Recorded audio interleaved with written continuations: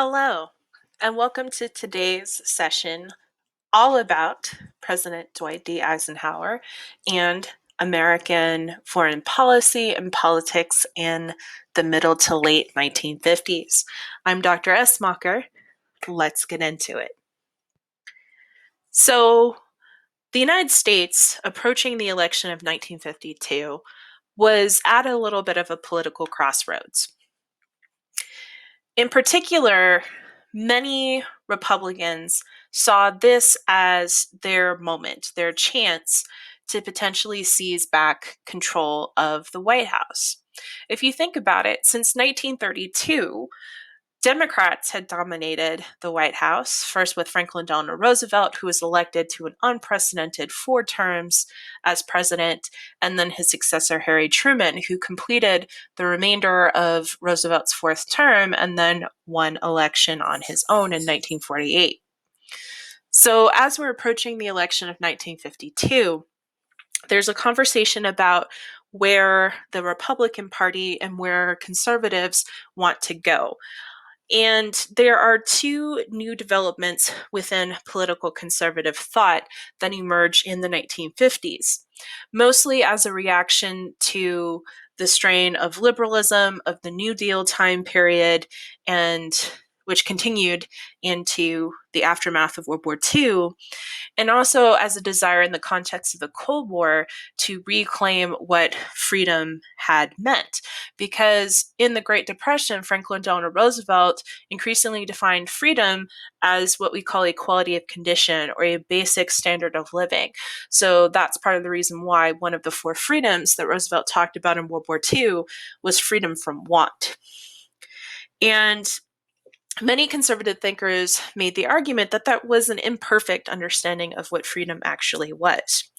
So let's look at these 2 new strains within the conservative movement, because they're not only important to talk about in the context of the 1950s, but we also see their presence within the modern Republican Party today. The first of these movements are the libertarian movement. So libertarians hate large government. That's kind of the hallmark for being a libertarian, right? You want government to be as small and efficient as possible. This largely emerges as a reaction to the New Deal, where government not only became much larger, but also gained a lot more power, particularly over regulation of the economy. And libertarians believed that in order to be truly free, you needed to have a small government and a maximally free economy. And then you could ensure personal freedom. And that's basically what Milton Friedman, the economist who's most notably associated with early libertarians, noted in his book, Capitalism and Freedom, in 1962, arguing that if you wanted to maintain political and individual freedom, you needed to have a truly free market. So Friedman, in his book, argued that the government should divest of as many functions as possible. So we should privatize many government functions. Think about things like, for example, the post office. We should abolish Social Security. We should get rid of minimum wages and also get rid of the concept of a graduated income tax. Friedman and libertarians made the argument that the government could not and should not regulate either the economy or the individual. So the thought process for libertarians was that so long as whatever you were doing in your personal life was not harming others, that you should be allowed to do it, whether that meant things like drinking alcohol or gambling or smoking pot, that you should be allowed to make choices for yourself. This is their big difference with the new conservative movement that emerges in the 1950s. New conservatives argued that if America wanted to win the Cold War, they needed to change both intellectually and morally. New conservatives believed that the toleration of difference, which had dominated the 30s and the 40s, this embrace of cultural pluralism, of a diversity of ideas, was getting in the way of the concept of absolute truth. Richard Weaver, in his book Ideas Have Consequences, largely heralded as one of the earliest new conservative texts, argued that the West was morally bankrupt. And if they wanted to win the battle of the hearts and minds during the Cold War, they needed to return to Christian values. So, in other words, the United States had lost their way, and we needed Jesus. In many ways, new conservatives aren't really that new when it comes to their ideas about morality being important. In many ways, this is a return to a very old concept in American history called moral liberty. We talk about moral liberty a lot in History of 1301 with the Puritans who settled New England. And moral liberty believed that you should only give people the freedom to make the right choices. So, what does that look like? So, natural liberty meant complete freedom. And the Puritans, who originally kind of came up with this idea of moral liberty, said that that was too much freedom, that people could, yes, choose to do good things, but they could also choose to do evil. So the Puritans said the better thing to do was to use your law system to make it so that people were encouraged to only do good things. So this meant regulating morality through law, and new conservatives joined on this as well. So the idea is if you think, for example, drinking is bad or smoking marijuana is bad, that you outlaw it, right? This won't stop completely all the behavior. Some people may still choose to do it, even though there are legal penalties, but this does attach a particular level of threat and punishment to engaging in what are the so-called bad activities.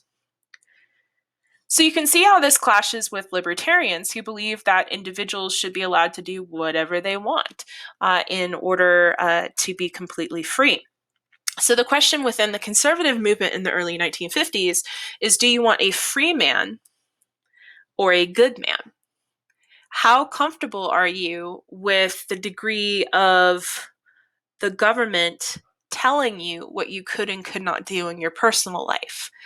Libertarians wanted government to stay away from your personal life at all costs, whereas new conservatives wanted the government to regulate what they saw as bad or immoral behavior. For libertarians, the problem with American society was there was not enough unrestrained individualism, whereas with new conservatives, the problem was that there was way too much individualism, and as a consequence, Americans making immoral and bad choices. What unites these two very different ideas, libertarians and new conservatives, are that they both agree on a smaller government being ideal, and they both support the United States in the Cold War. So both of these conservative movements support the United States and their effort to win the Cold War against the Soviet Union. So this is going to be the glue that hold libertarians and new conservatives together. And once that kind of common enemy goes away, once the Cold War ends, when we get to the 1990s, we're going to see more tensions emerge between libertarians and new conservatives then, because they no longer have the Cold War as a common end goal. So all of these conversations were happening as Dwight D. Eisenhower was mulling a invitation to run for president for both the Republican and the Democratic parties. Yes, you heard that correctly. In 1952, both the Republican Party and the Democratic Party invited Dwight D. Eisenhower to be their candidate for president. You cannot make this up. So why was it that Republicans and Democrats both liked Ike? This is his campaign slogan, I like Ike. Well, Eisenhower had really good military credentials. He had been a lifelong Army guy, long career in the military. He served as a general. He was the commander of NATO during the late 1940s. So on the military portion of the election, in terms of what the United States could do to prepare for the Cold War, he has solid street cred there. He does not have a really strong personal political affiliation in either direction. So when both parties approach him to run for president on the basis that he is a good, solid candidate when it comes to the Cold War, Eisenhower made his choice based on who would be the likely pick if he turned that party down. He decided to choose to run as a Republican, in part because he felt that if he did not choose the Republican nomination, the Republican Party would choose a frontrunner who was a little too isolationist. So once Eisenhower chose the Republican Party as his party of choice, the campaign slogan, "I like Ike," becomes very popular. And it really plays off of not necessarily his military credentials in the Cold War, but more his general likability. If you look at images and posters of Dwight D. Eisenhower, he looks like everybody's grandpa. He looks very warm, he looks very friendly. He looks like, a guy you'd want to sit down and have a beer with. And Eisenhower was even popular in the American South despite running as a Republican because Southern Democrats were increasingly unhappy with their place in the party following the embrace of civil rights platform in 1948. So Dwight D. Eisenhower's running mate was Richard Nixon, the young congressman who had gained acclaim for his role in the hearings about State Department employee and suspected Soviet spy Alger Hiss. Nixon had also had service in the military during World War II, although not as high of a rank as the career military officer Eisenhower. And Nixon, as he's campaigning, promotes the Republican Party as the champion of the common man, arguing that the average American was suffering from an excess of taxation and economic regulation. And in the midst of the campaign, Nixon was accused of accepting illegal campaign donations. So Nixon, in one of the earliest examples of politicians using the medium of television to address allegations of political impropriety, goes on to TV and gives his famous Checkers speech. So in the Checkers speech, Nixon denies having accepted any campaign gifts with one exception: his dog, named Checkers, which is where the speech gets its name.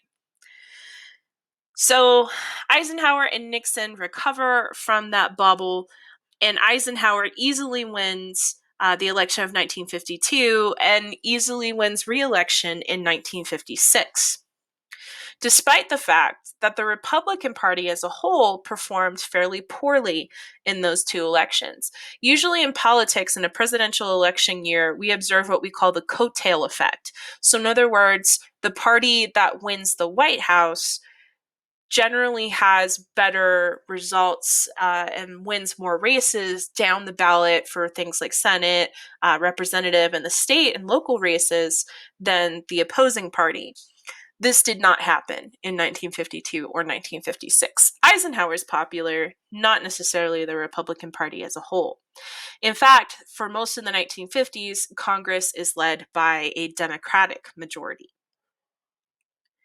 So when Eisenhower comes into office, he immediately gets into a little bit of friction with his own party, in part because Eisenhower was not willing to simply toe the party line. He had complaints with both the Libertarians or the New Conservatives and their vision. Even though Eisenhower recognizes that Republicans want to shrink the size of the national government, he believed that there was a great deal of wisdom in not eliminating New Deal programs. And much like Franklin Delano Roosevelt and Truman before him, he believed the government could play a positive role in building up the national economy. So Eisenhower not only does not go after New Deal programs with a hatchet, he actually expands key parts of the New Deal. For example, in 1955, Eisenhower and Congress decide to include agricultural workers in the Social Security's pension program. Remember, agricultural workers and domestic service workers have been left out of the initial Social Security legislation in 1935. And Eisenhower's support of New Deal programs helped to ensure their long-term survival by giving it an air of bipartisan support, right? Prior to this, New Deal programs like Social Security had only ever existed with Democrats in the White House. And now Eisenhower's support helps them to become a little bit more of a permanent fixture in American politics. Eisenhower also makes good on his promise of using the government to build up the economy. As we talked about in an earlier podcast about 1950s culture, the interstate highway system is finally greenlit during Eisenhower's time in office, which is oftentimes why it's nicknamed the Eisenhower Interstate System. The National Defense Education Act of 1957 is designed to help directly fund college education, particularly for students who are interested in going into STEM fields, science, technology, engineering, and mathematics, in light of the Cold War. And during Eisenhower's time in office, there is a little bit of a truce between business and labor unions. The American Federation of Labor and the Congress of Industrial Organizations merged together in 1955 to form the AFL-CIO, together representing about 35% of all non-agricultural workers in the economy. And many unions signed new agreements with businesses in exchange for industrial harmony and worker benefits like pensions, health insurance, and wage increases, promising to leave business decisions to management if they take care of workers with those benefits. So, with the 1950s economy booming, both union and non-union workers alike benefit from this economic growth in the form of rising wages and buying power. But as we get to the end of the 1950s, we start to see a little bit of this era of truce between labor unions and businesses collapse as companies increasingly push back against unions and try to move industries to less industrialized areas, both in the American South and the suburbs, so that they can take advantage of both cheaper land and also non-unionized labor.